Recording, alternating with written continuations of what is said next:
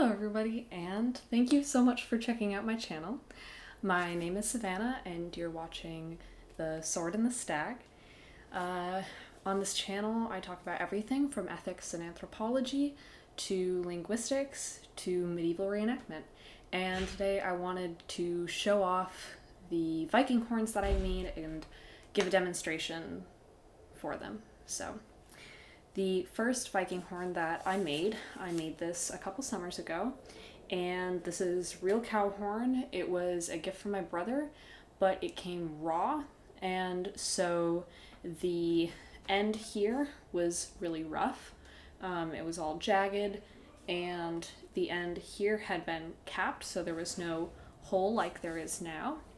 So this was actually the original cap, and you can still see where it fit on, but basically I sawed that end off. So the process for making one of these, this horn already came cleaned. So horn has essentially meat on the inside that needs to be cleaned out beforehand. This one had already been cleaned. So what happened is, once I got the horn, I cut off the end to the length that I wanted it to be, and then I put a flattened coat hanger down into the mouth of the horn until I felt where the solid part of the horn was. So it probably runs, I can't actually feel it with my hand, it's a little just too long, but it probably runs from about this black part is where the horn stops being hollow and is solid. So once I did that, once I found where it was, I marked it off with a pencil, and then I chopped off a little bit of this end. This is probably 2 inches long, roughly. I'm really bad at measuring distance, so, but I wanted to leave a solid part so that you can make the mouthpiece. And so then what I did for the mouthpiece is you want to drill, and this is probably the hardest part, you want to drill straight in. You don't want it to drill at an angle, or you risk essentially going out the side of the horn. So you take your smallest drill bit and you drill straight through, and then you take one that is slightly longer and you drill through and you stop before you reach the last one, and then you take a larger drill bit and you go through. So you're essentially widening it up into a cone, so the widest part is where your mouth would be. And so you can see the size of the horn. I'll put my fingernail there for scale. It's about the size of my fingernail. And after that, the process was just cleaning it up and polishing it. So one thing that's important when you're making horns is you never want to breathe in the dust. And you don't want bone dust in your lungs. You really don't want any kind of dust when you are woodworking or bone working or anything like that. So always wear a mask or a bandana or something to keep your lungs clear. Make sure you do it in a well-ventilated area. So I basically took sandpaper. I took the roughest grit, so probably 80 grit, 100 grit, and then I started sanding it down. And there were some really rough spots here. There still is, particularly here around the mouth of the horn. There's still a little, like I can jam my fingernail into that.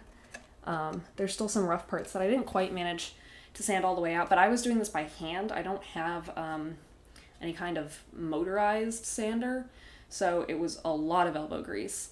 And I sanded it down, and then I washed it off. I dried it off with a cloth, and then I went in with the next level up of sandpaper, and I kept doing that until it was essentially at a smoothness that I liked.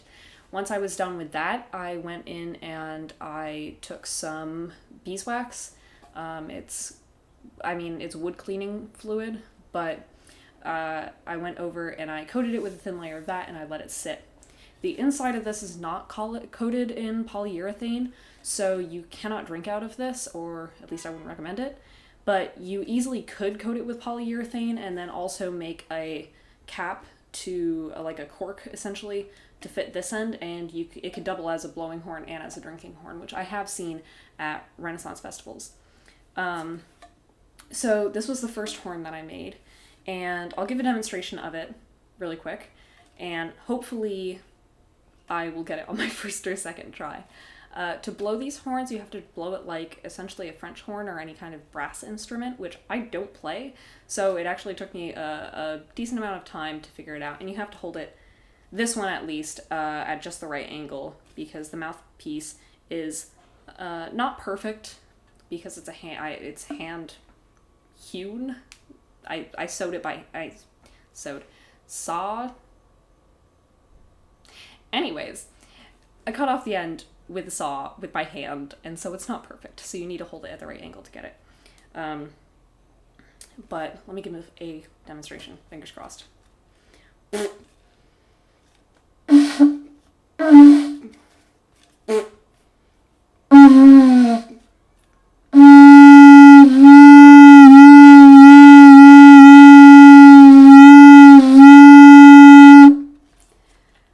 Okay, took me 2 or 3 tries, but I finally got it, and now I'm lightheaded. So the way that you blow them is you essentially buzz your lips, like, which is not the most attractive thing in the world, but it works. So, and if you put your hand in front of it, hopefully the microphone picked up that sound pretty well, you can move your hand like this, and it'll make the sound oscillate, essentially, so it'll go wom, wom, wom, which is pretty cool.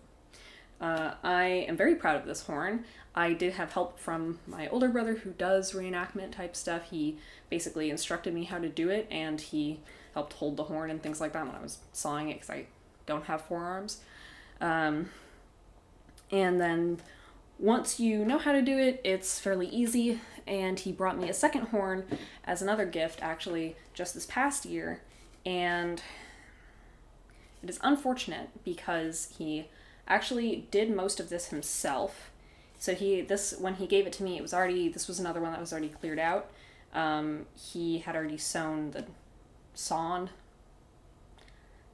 He had already chopped off the rough end, and he had chopped off the tip here. And then he made the unfortunate mistake of, for some reason, drilling a hole in the side instead of in the end. Or he did drill it in the end, and then it didn't work, so then he started trying to drill it in the side, and then he couldn't get it right. So he gave it to me, essentially, as a broken toy for me to fix, which I did, because I'm awesome. The designs on this are done in... I just used a regular wood-burning tool. It's a little difficult to see the pattern up at the top there, but they're... basically interlocking bands, and I forgot exactly what I wrote on this, to be honest. I know the very end of it, this part here says "blow me" because my entire family insisted that I put it, and so I couldn't say no. So, yeah. But this still works. Side blowing horns do work. It's a little trickier to play. But I'm going to give it a shot and demonstrate it for you.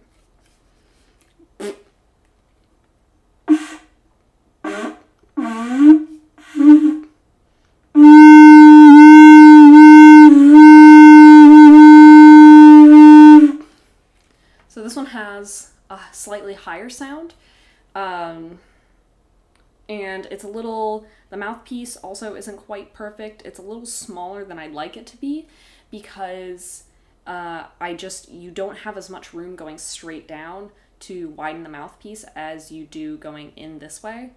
So it is unfortunate, but it still works, and I'm still quite proud of it. And I did a lot of the sanding as well for this one. It wasn't very well sanded, so I did that all on my own as well.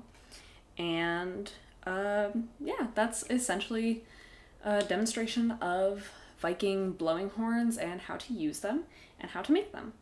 I've brought these to the Renaissance Festival before. I've only brought my old one to the Renfest before, and it was kind of cool because I got into a pretty detailed discussion with one of the sellers who we were looking for a blowing horn / drinking horn for one of my friends who came along, and we got into a discussion about how they were made and stuff, and he said that it was really cool that there's somebody who's young who's interested in kind of carrying on that kind of art.